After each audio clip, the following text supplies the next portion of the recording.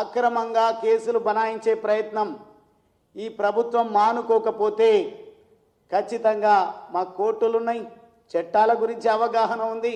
ఖచ్చితంగా ఇటువంటి దాడులపైన అక్రమాలపైన ఎదురు దాడులకు దిగాల్సి వస్తుంది ప్రజాస్వామ్యబద్ధంగా అని తెలియజేస్తా ఉన్నాం. అదే మాదిరిగా కాంగ్రెస్ పార్టీలో బీఆర్ఎస్ పార్టీలో ఉంటే కష్టమని బీజేపీ షెల్టర్ కోరిపోయింది అంటున్నారు. తెలుసు నాకు, బీఆర్ఎస్ పార్టీని కలుషితం చేసినటువంటి కొంతమంది పనికి రాని నాయకులు నువ్వు కలిసి మొన్న ఎన్నికల్లో ఏ రకమైనటువంటి కుట్రలు చేసి నన్ను ఓడించిండ్రో మాకు తెలుసు. దాని గురించి పెద్దగా వరి కావాల్సినటువంటి అవసరం లేదు. ఓటమి గెలుపు సహజం రాజకీయాల్లో, ఎన్నికల్లో. కానీ అదే ముహూర్కులు, అదే దుర్మార్గులు నువ్వు కలిసి ఈద్గా దగ్గర, అచ్చంపేటలో ఉన్నటువంటి ఈద్గా దగ్గర సర్వే నంబర్ 293 దాదాపుగా 5 ఎకరాల ప్రభుత్వ భూమిగా భావించినటువంటి ఆ స్థలంలో డంపింగ్ యార్డ్గా మేము వాడుకోవడం జరిగింది. ఈ స్థలం గ్రామ పట్టణం కోసం.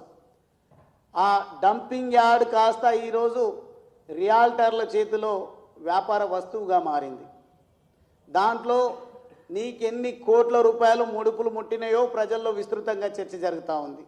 నాపైన పనికిరాని అవినీతి ఆరోపణలు చేస్తే నువ్వు వీడియోలు చూపిస్తా, లేకుంటే నీ బండారం బయట పెడతా. 2 సంవత్సరాలైంది, దమ్ముంటే నా బండారం బయట పెట్టు.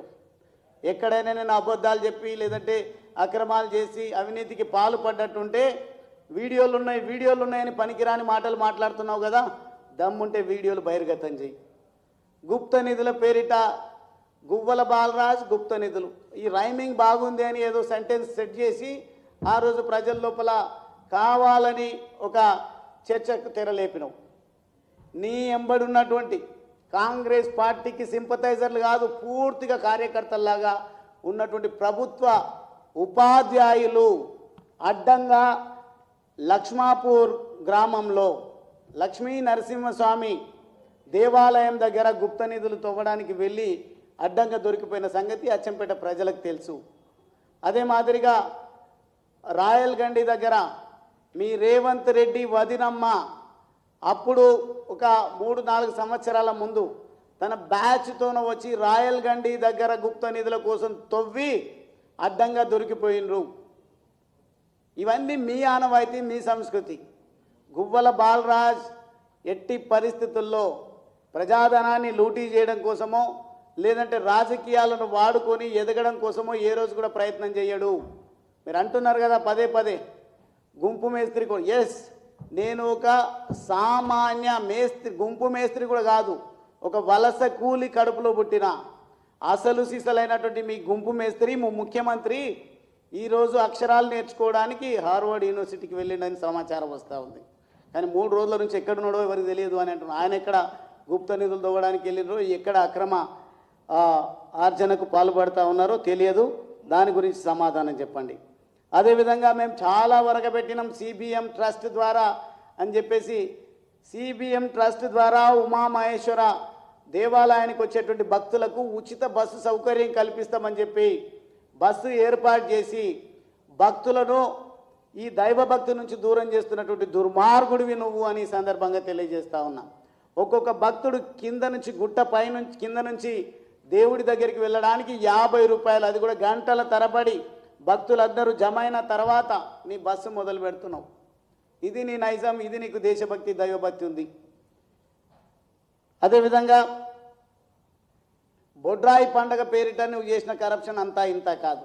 నా గురించి కరోనా సమయంలో నేను అక్రమాలకు పాల్పడ్డా అంటున్నాను.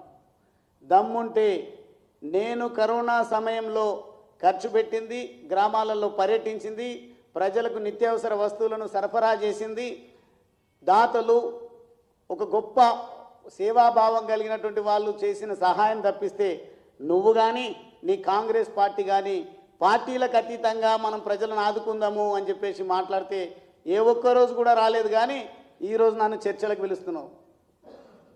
చర్చలకు దమ్ముంటే బల్మూర్ మండల కేంద్రంలో ఆంజనేయ స్వామి పైన ఒట్టేసి నేను సాధించినటువంటి అచ్చంపేట లిఫ్ట్ ఇరిగేషన్ స్కీమ్కు సంబంధించి 2,350 కోట్ల రూపాయలతో అచ్చంపేట లిఫ్ట్ ఇరిగేషన్ స్కీమ్ను phase 1, ఫేజ్ 2 కింద మంజూరు చేయించి 1650 కోట్ల రూపాయలు బడ్జెట్లో పెట్టించి నేను ఫౌండేషన్ వేసినటువంటి అచ్చంపేట లిఫ్ట్ ఇరిగేషన్ స్కీమ్ గురించి ఇప్పుడేదో ఎన్నికలు దగ్గర వచ్చేటట్టున్నాయని ఏదో ఒక మిషన్లు పెట్టి ప్రజలను గందరగోళానికి గురి చేసి ప్రజలే ఈ ప్రాజెక్టును ఆపినరు అని ప్రజలను బదనాం చేసే విధంగా ప్రజలపైన నింద వేసే విధంగా ప్రయత్నం చేస్తూ ఉన్నారు.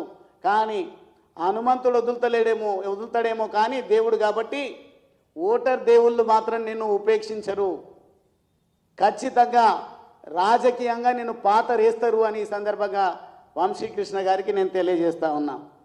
అదేవిధంగా నేను అసలు సిసలైన డాక్టర్ను అని చెప్పేసి మాట్లాడుతున్నాను. నీ దుర్మార్గాలు, నీ అవివేకం వల్ల, నీ పోకడల వల్ల అచ్చంపేట 100 పడకల ఆసుపత్రి నేను నిర్మించినది. ఆ ఆసుపత్రిలో క్యాంప్ అని పెట్టి దాంట్లో క్యాంపులో ఒకరిద్దరు చనిపోయినట్టుగా కూడా మాకు సమాచారం ఉంది.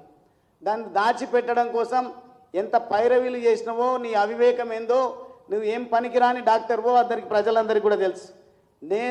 నాకు డాక్టరేట్ లాలో ఉంది, కావాలంటే ఉస్మానియా యూనివర్సిటీకి వెళ్ళి సమాచారాన్ని తెప్పించుకోండి. అదేవిధంగా సేవాలాల్ మహారాజ్ విగ్రహం పైన కూడా ఈరోజు బంజారాలను నేనేదో హక్కును నేర్చుకున్నట్టుగా చేస్తే ఓట్లు వేస్తారని అనుకుంటున్నావు.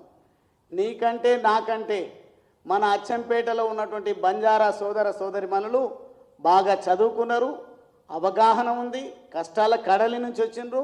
ఈరోజు ఏ రంగంలో చూసినా తమదైన శైలిలో దూసుకుపోతూ ఉన్నారు. వాళ్ళను మోసం చేయడం నీ జేజమ్మ తరం కాదు, నీ రేవంత్ రెడ్డి తరం కూడా కాదు అని తెలియజేస్తా ఉన్నా. ఎందుకు పెట్టొద్దు? సేవాలాల్ మహారాజ్ విగ్రహాన్ని దేవరకొండ అచ్చంపేటకు ముఖద్వారంగా, నీ ఊరికి ఒక ముఖద్వారం కట్టుకుంటున్నావు కదా రేవంత్ రెడ్డి గారు, అదే స్థలంలో మహనీయుడు సేవాలాల్ మహారాజ్ విగ్రహాన్ని అక్కడ పెట్టండి. నేను కేటాయించినటువంటి అచ్చంపేట మార్కాండేయ స్వామి టెంపుల్ దగ్గర ఉన్నటువంటి ప్రభుత్వ స్థలాన్ని నేను అఫీషియల్గా సేవాలాల్ మహారాజ్ విగ్రహ గుడి నిర్మాణం కోసం స్థలం కేటాయించిన, నిధులు కేటాయించిన, అక్కడ కట్టియండి. దమ్ముంటే నిజంగా బంజారాల పైన, సేవాలాల్ మహారాజ్ పైన మీకు ప్రేమ భక్తి ఉంటే కనుక అక్కడ కట్టి చూపించండి. కానీ మద్దిమడుగు దగ్గర ఆంజనేయ స్వామి వెలిసినటువంటి అక్కడ మళ్ళొక్కసారి ఇంకో మహారాజును ఏర్పాటు చేస్తామంటే చేయండి, పర్వాలేదు. కానీ అక్కడ ఉన్నటువంటి పేదల భూములను లాక్కుంటాం, వాళ్ళను నిర్వాసితులను చేస్తాం, అక్కడ సేవాలాల్ మహారాజ్ విగ్రహాన్ని పెట్టి కాంట్రవర్సీ చేస్తామంటే మాత్రం చూస్తూ ఊరుకునేదే లేదు. ఇప్పటికీ ఆ గ్రామస్తులందరూ కూడా నా దృష్టికి తీసుకొచ్చిండ్రు. ఒక పోరాటం చేయాలని కోరడం జరిగింది వాళ్ళు. నేను కూడా చెప్పడం జరిగింది, అవసరం అనుకుంటే మీరు ఏ పోరాటానికి పిలుపునిచ్చినా నేను మీతో కలిసి నడవడానికి సిద్ధంగా ఉన్నానని అక్కడ ఎన్నికైనటువంటి సర్పంచ్ యువ తమ్ముడు అంజీ, పెళ్ళి కూడా కాలేదు, యువకుడు, గ్రామానికి సేవ చేయడం కోసం అందరూ సహకరిస్తే సర్పంచ్ అయిండు. ఈరోజు గోసపడతా ఉన్నాడు. నేను సర్పంచ్ అయిన తర్వాత అప్పుడు ఈ దుర్మార్గుడు ఈ రకంగా చేయడం ఏంది అని ఆ గ్రామస్తులు సర్పంచ్ గారు భావిస్తూ ఉన్నారు. మీకు ఒకవేళ చిత్తశుద్ధి ఉంటే అక్కడ రేవంత్ రెడ్డి గారి మళ్ళీ గురువు అనాలనా, లేకుంటే శిష్యుడు అనాలనా, లేకుంటే సహచరుడు అనాలనా, చంద్రబాబు నాయుడు గారు ఆంధ్రప్రదేశ్కు ముఖ్యమంత్రి ఉన్నారు, ఇక్కడనే పుట్టినా ఇక్కడనే చేస్తా అంటున్నటువంటి రేవంత్ రెడ్డి గారు ముఖ్యమంత్రిగా ఈ రాష్ట్రానికి పాలన కొనసాగిస్తూ ఉన్నారు. ఇద్దరు కలిసి మద్దిమడుగు దేవాలయం దగ్గర కృష్ణా రివర్ పైన వంతెన నిర్మించండి. అటువంటి గొప్ప కార్యక్రమాలు చేయండి తప్ప విగ్రహాల పేరిట పబ్బం గడుపుకునే ప్రయత్నము, ఓట్లు దండుకునేటువంటి ప్రయత్నం చేయడం సబబు కాదు అని నేను ఈ సందర్భంగా తెలియజేస్తా ఉన్నా. అదేవిధంగా నా గురించి చాలా చాలా అలిగేషన్స్ చేస్తూ ఉన్నారు. ఆయన నిబద్ధత, కమిట్మెంట్ గురించి మాట్లాడుతున్నాడు. కమిట్మెంట్ ఏంటంటే నేను అచ్చంపేట ప్రజలకు ఇచ్చినటువంటి మాట ప్రకారం 9-10 సంవత్సరాల పాటు అప్పుడున్నటువంటి ముఖ్యమంత్రి పెడచెవిన పెట్టినా వెంటబడి వేటాడి నేను ఎక్కడో నా ఫ్యామిలీతోన టూర్ వెళ్ళాల్సి ఉన్నా అది క్యాన్సిల్ చేసుకొని